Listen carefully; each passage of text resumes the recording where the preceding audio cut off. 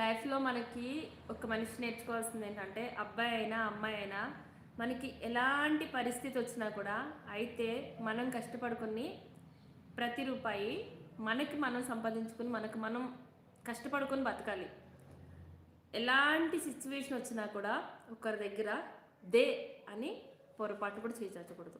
చచ్చినా కూడా కంఠంలో ప్రాణం ఉన్నంత వరకు ఒకరి దగ్గర మనం చేయి చాచాము అంటే మనం చాతకాని వాళ్ళము.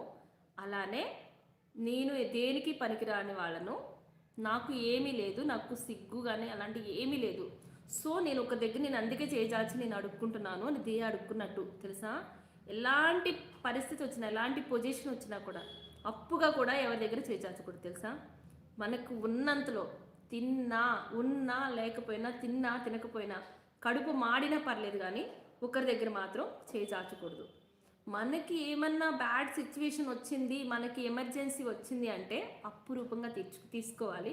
అంతే త్వరగా మనం తీర్చేయాలి. అది ఒక మనిషికి ఉండాల్సింది. ఎవరి దగ్గర కూడా మనం